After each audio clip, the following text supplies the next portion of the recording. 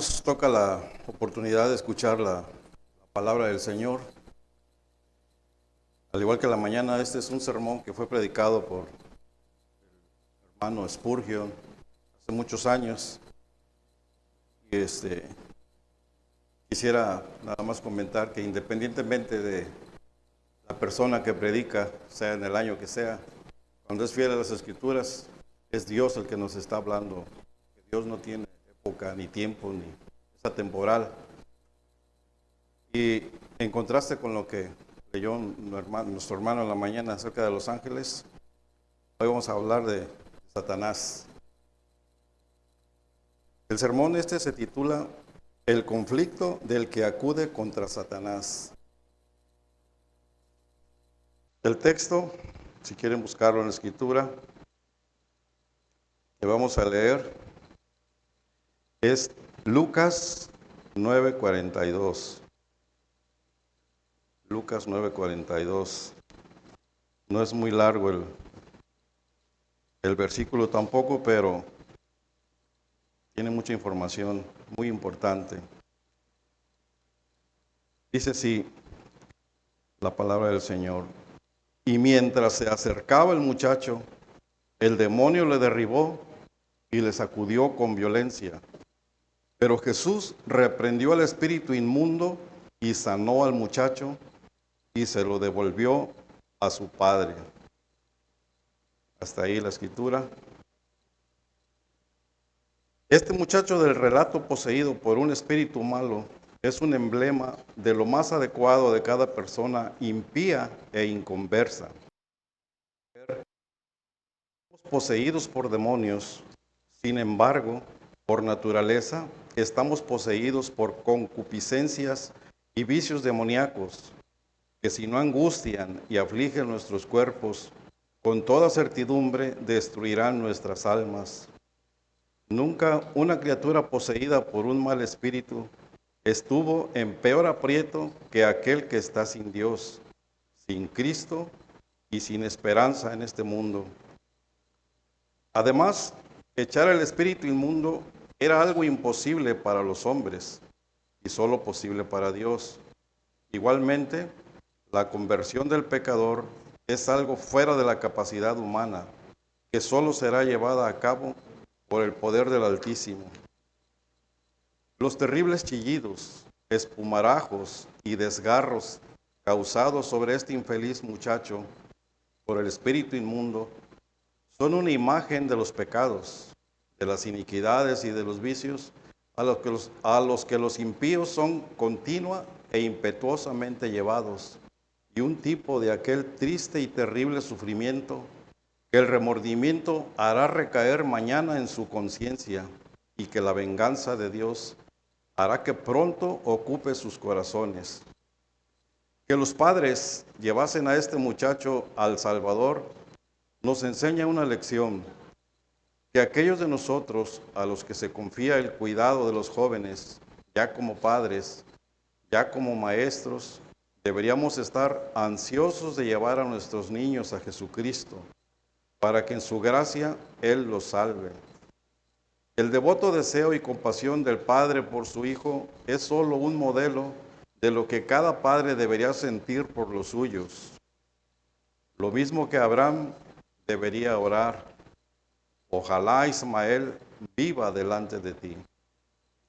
Y no solo orar, sino también poner todo de su parte para llevar a su hijo al estanque de Siloé, para que quizás el ángel agite el agua y su hijo pueda descender a ella y quedar sano.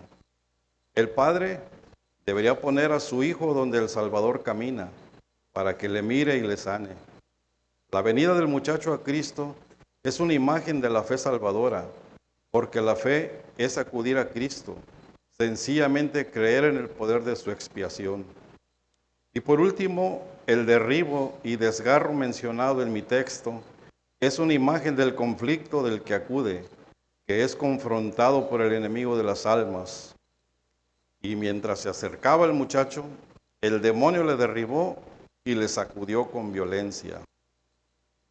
Nuestro tema esta tarde será el hecho bien conocido de que los pecadores que acuden cuando se acercan al Salvador, son a menudo derribados por Satanás y desgarrados, de modo que sufren terriblemente en sus mentes y quedan casi dispuestos a abandonar en desesperanza.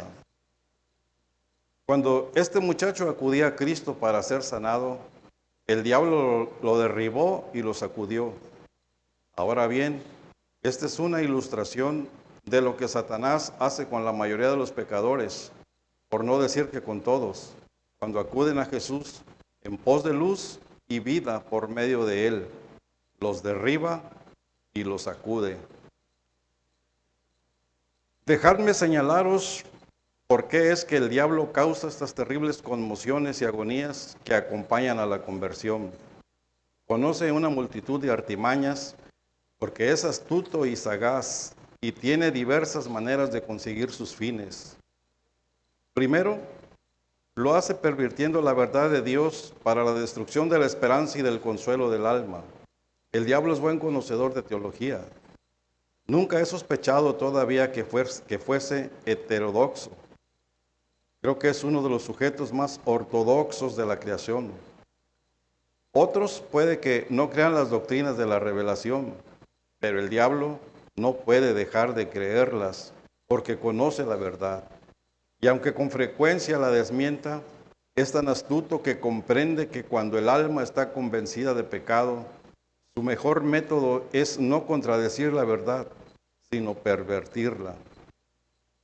Ahora os mencionaré las 5 grandes doctrinas que consideramos como las más destacadas de las Escrituras, mediante la perversión de las cuales el diablo trata de mantener el alma en esclavitud, tinieblas y desesperación. Tenemos en primer lugar la gran doctrina de la elección. Sabemos que Dios ha escogido para sí un número que nadie puede contar, que serán santos, por cuanto han sido ordenados para que sean un pueblo peculiar, celoso de buenas obras. Ahora bien, el diablo agita el alma que acude por medio de esta doctrina. Oh, dice él, quizá no seas de los escogidos. De nada vale que vengas luchando y debatiéndote. Tanto dará que te sientes y no hagas nada. Y sin embargo, si has de ser salvo, serás salvo. Pero tu nombre está escrito entre los que se pierden. Todas tus oraciones, búsqueda y fe no te servirán de nada. De esta manera comienza el diablo a predicar la soberanía de Dios a oídos del pecador, para hacerle creer que de cierto el Señor lo cortará. Pregunta a Satanás, ¿cómo puedes pensar que un miserable como tú puede ser escogido? Tú no mereces otra cosa que la condenación, y lo sabes bien. Tu hermano es una buena persona, moral, pero tú eres el principal de los pecadores. ¿Crees acaso que Dios te va a escoger? Entonces, si el que sufre esta tentación es instruido en el sentido de que la elección no tiene nada que ver con el mérito, sino que es de la libre voluntad de Dios, Satanás comienza de otra manera e insinúa: no te sentirías de este modo si fueses uno de los escogidos de Dios. No se permitiría que cayeses en todo este sufrimiento y que orases a Dios en vano durante tanto tiempo. Y de nuevo susurra: tú no eres de Él. Así intenta destrozar el alma y desgarrarla en pedazos. Me gustaría solo darle un golpe a sus planes esta mañana, recordando a nuestros amigos que cuando acuden a Cristo nunca tienen que preguntarse acerca de la doctrina de la elección. Nadie, al enseñar el alfabeto a un niño, le hace aprender la Z antes que haya aprendido la A. De la misma manera, no se puede esperar del pecador que aprenda la elección antes que haya aprendido la fe. El texto con el que él tiene que ver es este: cree en el Señor Jesús y serás salvo. Y cuando el Señor le ha capacitado para aprender y creer esto, pasará lo siguiente: elegidos según la presciencia de Dios, Padre en santificación del Espíritu, para obedecer y ser rociados con la sangre de Jesús. Pero si no puede sacarse este tema de la cabeza, no tiene por qué hacerlo, porque puede recordar que cada persona arrepentida está escogida, que cada creyente es escogido, por muy gran pecador que sea. Si solo se arrepiente, esto es prueba de que es escogido. Si tan solo cree en Cristo, está tan ciertamente escogido como que su fe es genuina. No puedo decir que soy escogido antes de que sepa que creo en Dios. No puedo distinguir una cosa a no ser que vea sus efectos. No puedo decir si hay una semilla en la tierra hasta que abro la tierra, o si espero hasta ver el tallo brotando de la tierra, y tampoco sabré si tu nombre está escrito en el libro de la vida del Cordero, hasta que vea el amor de Dios manifestado en ti en la proyección de tu corazón hacia Dios. No puedo desentrañar las profundas rocas de la oscuridad para encontrar esa cosa oculta, excepto que la evidencia y los efectos me provean de pico y pala. Hay un diario en Glasgow llamado Noticias Cristianas, que yo más bien llamaría Noticias Anticristianas o Avispa Cristiana. Y su editor dice de mí que no tengo derecho a predicar la palabra de Dios porque no sé quiénes son los escogidos de Dios. Y este editor viene a decir, según su misma confesión, ese joven no sabe quiénes son los escogidos de Dios hasta que les ha hecho preguntas y conoce su carácter. Vaya pues, si lo supiera, desde luego que sería maravillosamente sabio. ¿Quién los conoce, aparte de esas señales y marcas y evidencias que Dios siempre concede en el corazón y la vida de sus escogidos a su debido tiempo? ¿Descerrajaré yo los archivos del cielo y leeré los registros? ¿O desenrollaré con mano presuntuosa el libro de la vida del Cordero para saber quiénes son los escogidos de Dios? No, esto se lo dejaré hacer al editor de Noticias Cristianas. Y cuando él publique una lista exhaustiva y correcta de los escogidos, es indudable que será un éxito de ventas y que el editor hará una fortuna con ello. Que no se angustie tu alma acerca de la elección, porque todos los que se arrepienten y creen, lo hacen como efecto de la elección. La siguiente doctrina es la de nuestra depravación, que todos los hombres han caído en Adán, que se han apartado de la verdad y que además, por causa de sus prácticas, se han llenado de pecado, porque en ellos no mora el bien, y que si alguna cosa buena llega jamás a estar en ellos, será porque la ha puesto Dios, porque no hay ni siquiera una simiente de bien en el corazón, y mucho menos su flor. El diablo atormenta el alma con esta doctrina y dice, mira lo depravado que eres, sabes cuán terriblemente has pecado contra Dios. Has sido errante 10,000 veces, ahí están tus viejos pecados clamando contra ti. Y hace resucitar las pasadas iniquidades que se levantan como fantasmas y aterrorizan el alma.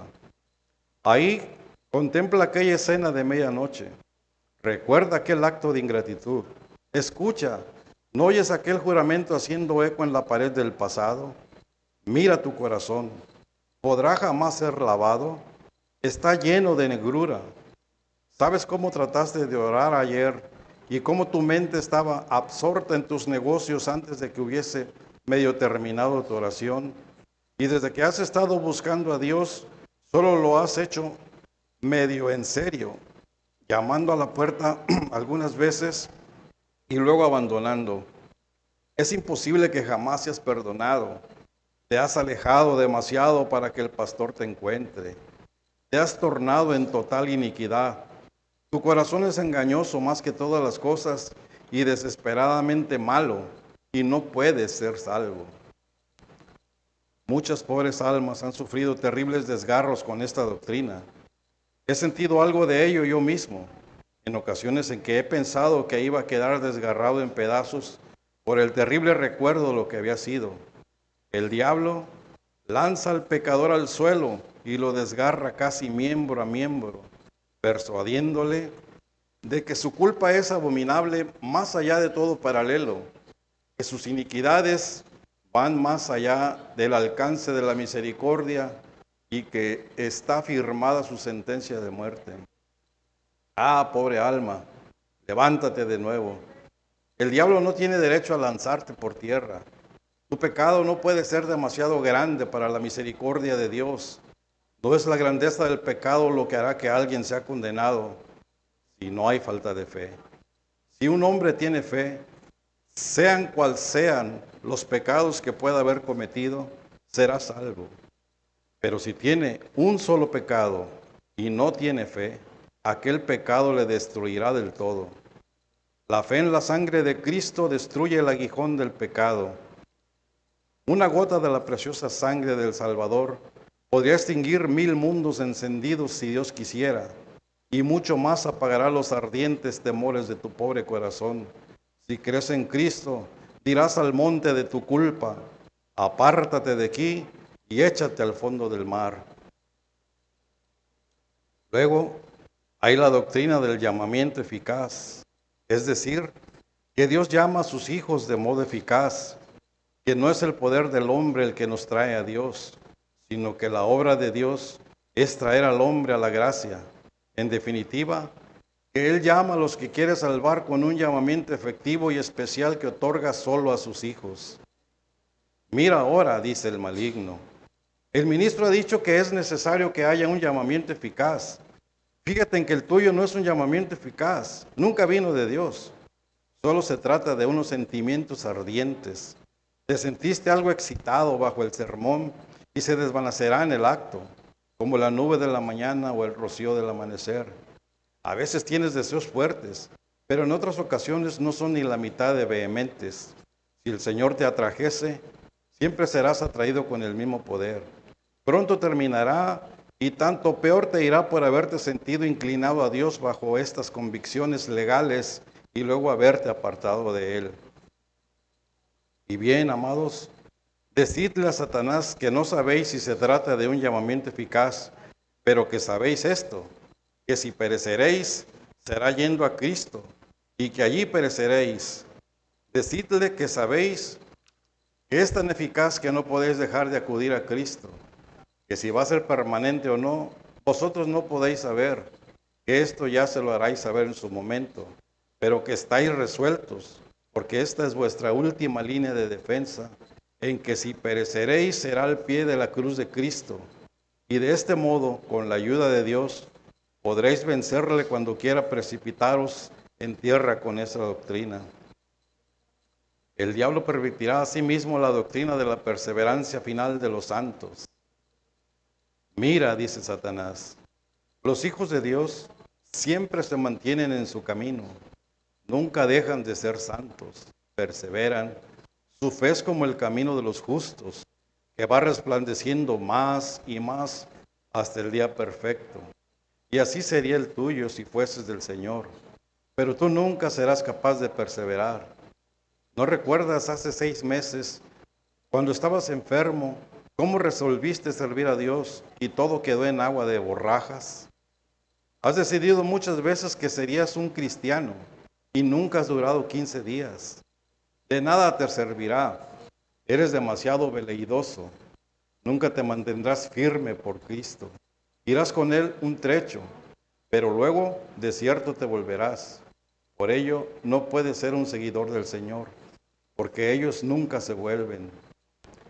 Y así, trata de empujar y desgarrar el alma con esta gran y desconsoladora doctrina. El mismo clavo en el que el pecador debe amarrar su esperanza, quiere usarlo el diablo para clavarlo en las mismas sienes de su fe, para que muera como murió Císara en la tienda de Jael. Oh, pobre alma, dile a Satanás que tu perseverancia no es tuya, sino que el autor de la misma es Dios, que por débil que seas, conoces tu debilidad, pero que si Dios comienza una buena obra, nunca la dejará sin terminar. Y repeliéndole de esta manera, podrás levantarte de este abatimiento y desgarro que te ha causado. Tenemos después la doctrina de la redención. Con ella el espíritu inmundo asaltará el alma, pero el diablo le dará la vuelta. Oh, dice Satanás, es cierto que Cristo murió, pero no por ti. Tú posees un carácter especial. Recuerdo que una vez el diablo me hizo creer que yo era un caso único, sin semejante, Vi a otros que habían pecado como yo y que habían ido tan lejos como yo, pero me imaginé que había algo peculiar en mi pecado. El diablo intentó ponerme aparte como si no perteneciese al resto de la humanidad. Pensaba que si fuese otra persona, podría salvarme. Muchas veces deseé haber sido un pobre borracho, blasfemo callejero, y pensaba que en tal caso habría tenido mejor posibilidad. Pero tal como era, creí que iba a morir solitario, como el ciervo en la sombra del bosque. Pero bien recuerdo a mis amigos cantar aquel dulce himno. Su gracia soberana es, rica, libre. ¿Y por qué, alma mía, no será para ti? Claro, alma mía, ¿por qué para cualquier otro menos para mí? Arriba, pobre alma, si Satanás está intentando desgarrarte, dile que está escrito que Cristo puede salvar completamente a los que por medio de Él se acercan a Dios y que al que a Él viene, de ningún modo le echará fuera. Puede que así Dios te libre de este desesperado conflicto en el que, como pecador acude, te has visto implicado. Pero Satanás no es muy escrupuloso y a veces arroja en tierra al pecador que acude y lo desgarra contándole terribles falsedades. Algunos de vosotros puede que no hayáis conocido este aspecto y doy gracias a Dios si no comprendéis algunas de las cosas a las que me voy a referir. Muchas veces, cuando el alma acude a Cristo, Satanás inyecta de modo violento pensamientos de incredulidad. Yo nunca he sido un incrédulo absoluto más que una vez. Y esto no fue antes de conocer la necesidad de un Salvador, sino después. Fue precisamente cuando quería a Cristo y tenía sed de Él, que de repente me vino en el pensamiento a la mente que aborrecía pero no podía vencer, de que no había Dios, ni Cristo, ni cielo, ni infierno, que todas mis oraciones eran una mera farsa y que tanto daría si le silbaba el viento o si me dirigía a las rugientes olas del mar. Recuerdo cómo mi barco iba a la deriva por aquel mar de fuego, desligado del ancla de mi fe que había recibido de mis padres. Comencé a dudar de todo, hasta que el diablo se derrotó a sí mismo al querer hacerme dudar de mi propia existencia. Y pensé que yo era una idea flotando en la nada del vacío.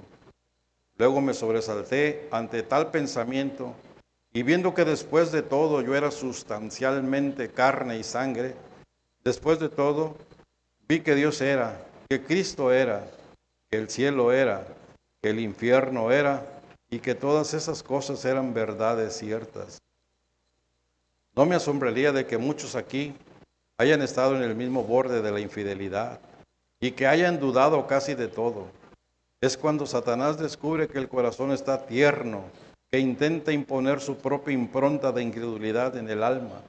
Pero, bendito sea Dios, nunca consigue eso en el pecador que realmente acude. También trata de introducir pensamientos blasfemos y luego nos dice que son nuestros.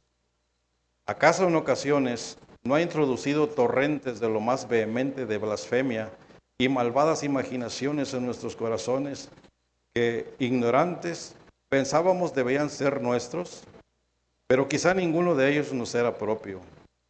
Recuerdo que había estado una vez meditando acerca de Dios, cuando de repente me pareció como si se hubiesen abierto las compuertas del infierno. Mi cabeza se transformó en un verdadero pandemonium. Parecía como si 10,000 espíritus malignos estuviesen celebrando un carnaval dentro de mi cerebro, y puse mi mano sobre mi boca para impedir dar expresión a las palabras blasfemas que se derramaban en mis oídos. Cosas que jamás había oído ni pensado penetraron impetuosamente en mi mente y apenas sí podía resistirme a su influencia. Era el diablo arrojándome por tierra y desgarrándome. Pobre alma, tal vez te encuentres con esto, pero recuerda, es solo uno de los trucos del supremo enemigo. Él mete sus fieras inmundas en tu campo y luego dice que son tuyas. En la antigüedad, cuando algunos vagabundos y truhanes se incomodaban en una demarcación, les aplicaban unos azotes y los mandaban a la siguiente demarcación. Así, Cuando te vengan estos malos pensamientos, dales unos buenos azotes y mándalos fuera. No te pertenecen si no los abrigas, pero si temes que estos pensamientos sean tuyos propios, puedes decir, acudiré a Cristo, e incluso si esas blasfemias son mías, las confesaré al gran sumo sacerdote, porque sé que todo pecado y blasfemia será perdonado a los hombres. Si el diablo no te puede vencer ahí, intenta otro método. Toma todos los pasajes amenazadores de la palabra de Dios y te dice que se aplican a ti. Te lee, por ejemplo, este pasaje. Hay pecado para muerte por el cual yo no digo que se pida. Mira, te dice el diablo, el apóstol no dice que podía siquiera orar por el hombre que hubiese cometido ciertos pecados. Luego te lee, el que blasfeme contra el Espíritu Santo no tiene jamás perdón. Ese, dice, es tu carácter. Has pecado contra el Espíritu Santo y nunca te será perdonado. Luego te trae otro pasaje. Efraín está dado a los ídolos, déjalo. Mira, te dice Satanás, últimamente no has sentido libertad en la oración. Dios te ha dejado solo. Estás dado a los ídolos. Estás totalmente destruido. Y el cruel adversario aúlla su cántico de alegría y hace una feliz danza pensando que la pobre alma se ha de perder. Pero no lo creáis, mis queridos amigos. Nadie ha cometido el pecado contra el Espíritu Santo en tanto que tenga gracia para arrepentirse. Es cosa cierta que no puede haber cometido este pecado nadie que huya a Cristo y crea en Él. Ningún alma creyente puede cometerlo. Ningún pecador arrepentido jamás lo ha cometido. Si alguien es descuidado e irreflexivo,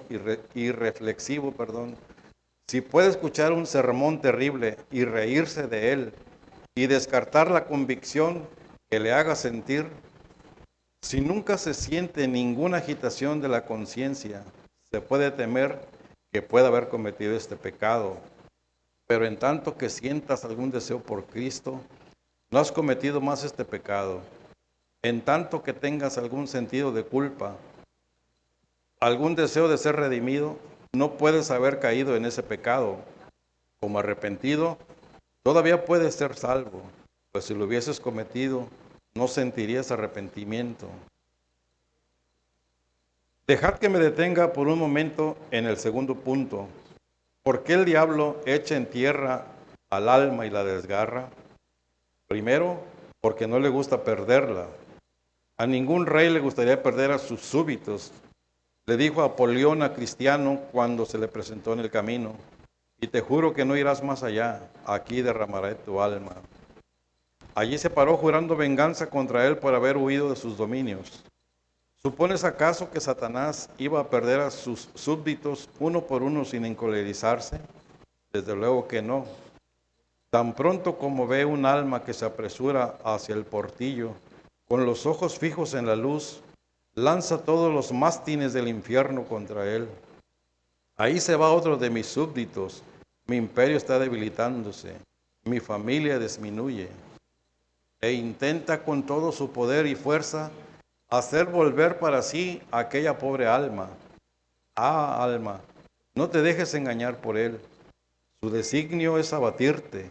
No te dice estas cosas para tu bien, ni para hacerte humilde, sino para impedirte que acudas a Cristo y para atraerte hacia su red, donde pueda destruirte del todo. A veces, creo yo, tiene el vil designio de inducir a pobres almas a destruirse a sí mismas antes que lleguen a la fe en Cristo. Este es un caso extremo, pero me he encontrado con no pocos que se han sentido tentados a quitarse la vida y acudir delante de su Hacedor con sus manos enrojecidas con su propia sangre, porque Satanás sabe muy bien que ningún homicida tiene vida eterna permaneciendo en él, pero nunca ha logrado sus fines, aún en el alma de un pecador escogido. Luego Satanás tiene otro motivo. Cuando el alma acude a Cristo, él intenta, por puro odio, agitar esa alma. El corazón de Satanás está hecho de lo que es precisamente lo contrario a la benevolencia, mala voluntad, todo lo odia y a nadie ama. Aborrece ver la felicidad de cualquier criatura, la alegría de cualquier alma, y cuando ve que un alma acude a Cristo, dice: ah, ya casi le he perdido. Nunca tendré la oportunidad de llevar los truenos de la condenación a sus oídos y de arrastrarle por las llamas del infierno como pensaba. Pero ahora, antes que se vaya, haré algo. El último ataque será duro. Le daré un golpe con todas mis fuerzas. Y desciende sobre esa pobre alma que cae convulsa en tierra llena de desesperanza y de dudas. Luego la desgarra y no la deja hasta que ha hecho tanto como el Señor le permite. Pero no temas, hijo de Dios, resistid al diablo y él se apartará de vosotros. Y aunque pueda echaros por tierra, recordad que muchas veces cae el justo, mas se vuelve a levantar. Y así será contigo, y los designios de tu enemigo quedarán frustrados, como está escrito. Tus enemigos serán humillados. No creo que el diablo pueda echar a un solo pecador por tierra si viniese como diablo. Pocas veces actúa así. Se presenta como ángel de luz o incluso como el Espíritu Santo. Sabe que el Espíritu Santo lleva a cabo toda la obra de la salvación y por ello trata de falsificar las operaciones del Espíritu Santo. Sabe que es obra del Espíritu Santo destruir la soberbia del hombre y humillar el alma. Bien, lo que hace Satanás es falsificar esta obra y arrebata la esperanza al hombre junto con la soberbia, bajo la pretensión de humillar al pobre pecador y de decirle que debería postrarse rendido en el polvo. No solo humilla a la pobre alma, sino que la abate tan bajo que deshonra también a Dios en la estima del pecador, al decirle que el mismo Dios no puede salvarle. Satanás intentará, si puede, dañar la obra de Dios, mientras está aún en el torno del alfarero, introduciendo su propio instrumento, mientras la arcilla está dando vueltas en la rueda, para que no tome la forma que le da el Espíritu Santo, sino para que haya algunas marcas de la hechura del diablo en la pieza. Algunas veces le pedís a Dios que podáis batallar en oración. Está muy bien, dice Satanás, batallar en oración, pero recordad que debéis recibir lo pedido ahora, o estáis perdidos. Y de esa manera se desliza y añade un trocito pequeño suyo a la verdad, haciéndoos creer que es un impulso del Espíritu Santo, mientras que en realidad se trata de un engaño del padre de mentira. El Espíritu Santo te dice que eres un pecador perdido, sin recursos. Así es, te dice el diablo, lo eres y no puedes ser salvo. Y otra vez bajo el mismo disfraz de las operaciones del Espíritu Santo, engaña al alma. Es mi firme creencia que mucha parte de la experiencia del cristiano no es experiencia cristiana. Muchos cristianos experimentan cosas que nada tienen que ver con el cristianismo, sino más con la demonología. Podéis pensar que es el Espíritu Santo quien lleva a los pecadores a la desesperanza y los mantiene encerrados en la jaula de hierro durante tanto tiempo. No es así. Había la acción del Espíritu Santo y luego entró Satanás para destrozar la obra si podía. Ahora, daré a los pobres pecadores un medio para detectar a Satanás, para que sepan si sus convicciones proceden del Espíritu Santo o si son meramente los chillidos del infierno en sus oídos. En primer lugar, podéis estar siempre seguros de que lo que proviene del diablo os hará mirar a vosotros mismos y no a Cristo.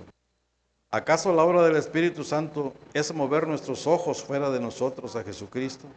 Pero la obra del Espíritu es lo opuesto. 9 de cada 10 insinuaciones del diablo tienen que ver con nosotros mismos. Eres culpable, dice el diablo. No tienes fe. No te arrepientes suficientemente.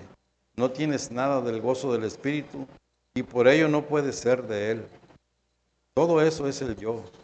Así el diablo comienza a asestarnos golpes, mientras que el Espíritu Santo quita el yo del todo y nos dice que nosotros nada somos, pero que Jesucristo es todo en nosotros. Satanás trae el cadáver del yo y lo arrastra, y por cuanto está corrompido, nos dice con toda certidumbre: no podemos ser salvos. Pero recuerda, pecador, no es tu asirte de Cristo lo que te salva, es Cristo.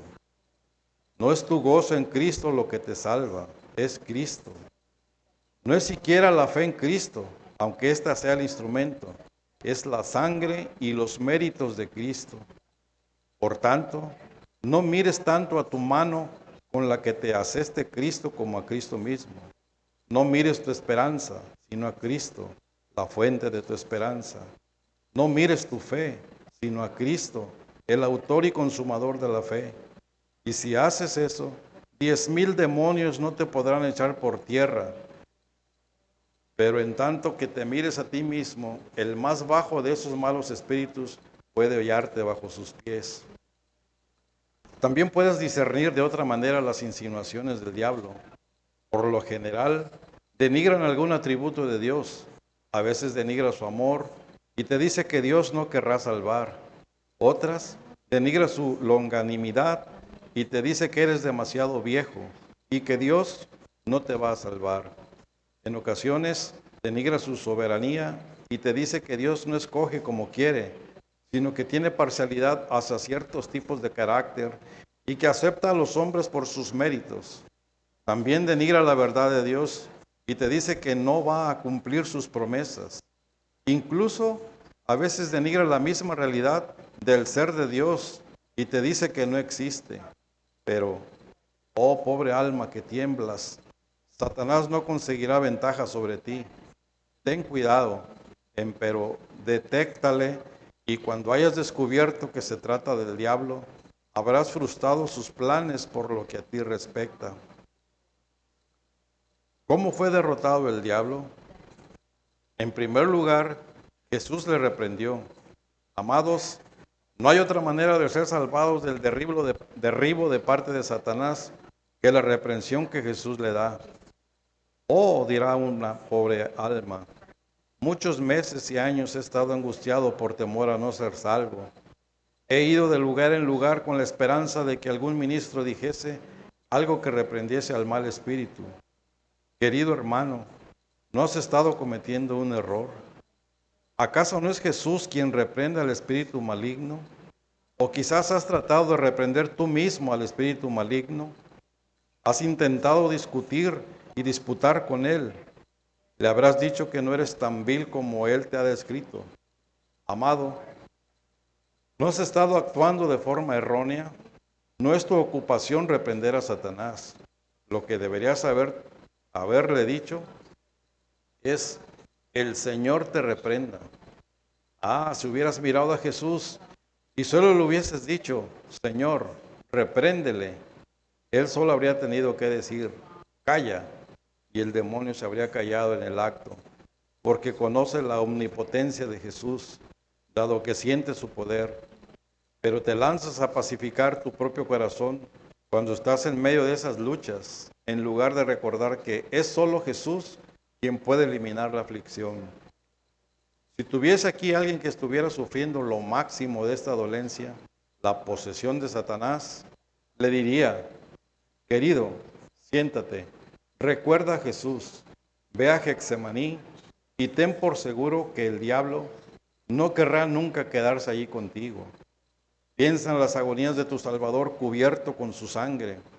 El diablo no puede soportar la sangre de Cristo. Solo al pensar en ella se va aullando. Ve al enlosado, donde Cristo soportó la terrible flagelación. El diablo no se quedará mucho tiempo allí contigo. Y si te sientas al pie de su cruz y dices: ah, cuán dulce contemplar el manantial de su sangre siempre preciosa, verás cómo el diablo deja de inquietarte. De nada sirve tampoco solo orar. La oración es buena por sí misma, pero no es esa la manera de librarse de Satanás. Es pensar en Cristo. Comenzamos a decir: ¿cuánto querría tener una fe más fuerte? ¿Cuánto querría amar a Jesús? Es buena cosa que un cristiano diga eso, pero no es suficiente. La manera de vencer a Satanás y de tener paz para con Dios es por medio de Cristo. Él dijo: yo soy el camino. Y si quieres conocer el camino, acude a Cristo. Yo soy la verdad. Y si quieres refutar las mentiras de Satanás, acude a la verdad. Yo soy la vida. Y si quieres evitar ser muerto por Satanás, acude a Jesús. Hay una cosa que todos nosotros descuidamos demasiado en nuestra predicación, aunque creo que lo hacemos sin querer.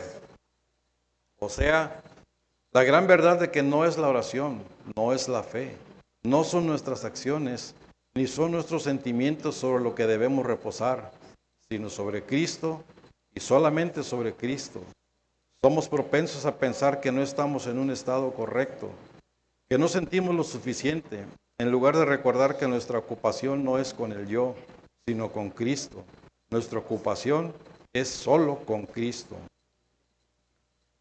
Oh alma, si puedes centrar tu alma en Cristo y descuidar todo lo demás, si por lo que a tu salvación respecta puedes menospreciar las buenas obras y todo lo demás, y mirar de manera sencilla e íntegra a Cristo, creo que Satanás pronto dejaría de arrojarte por tierra, porque vería que esto no consigue sus propósitos, porque caería sobre Cristo, y como el gigante que cayó sobre su madre, la tierra, tú te levantarías cada vez más fuerte que antes. Así, tengo delante mío algún alma pobre, probada, tentada, arrastrada por el diablo. Te ha estado arrastrando Satanás a través de los pinchos y espinos y zarzas, hasta haber quedado herido y arañado. Ven ahora. He tratado de predicarte un sermón rudo, porque sabía que tenía un trabajo rudo que llevar a cabo con almas que han sufrido rudezas. No hay nada aquí, pobre pecador, a lo que no puedas asirte. Estás tan encerrado que no entra ni un rayo de luz a través del férreo enrejado. ¿Qué? Tan encadenado estás que no puedes mover ni las manos ni los pies. Oye, te he traído hoy una vasija de agua y un pedazo de pan a tu misma mazmorra. Aunque estás abatido, hay algo ahí para consolarte con lo que te he dicho.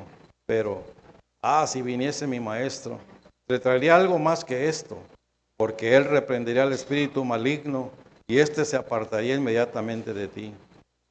Deja pues que te lo ruegue. Mira solo a Cristo. Nunca esperes liberación alguna procedente de ti mismo, de Satanás, de ministros o de cualquier otro medio aparte de Cristo. Fija tu mirada solo en Él, que su muerte, su agonía, sus gemidos, sus sufrimientos, sus méritos, su gloria, su intercesión, estén frescas en tu mente. Gracias, hermano. Búscale cuando despiertes por la mañana. Búscale cuando te eches por la noche a dormir. Oh, no dejes que tus esperanzas o temores se interpongan entre tú y Cristo. Busca solo a Cristo. Que el himno que hemos cantado sea tu himno y tu oración. Amén.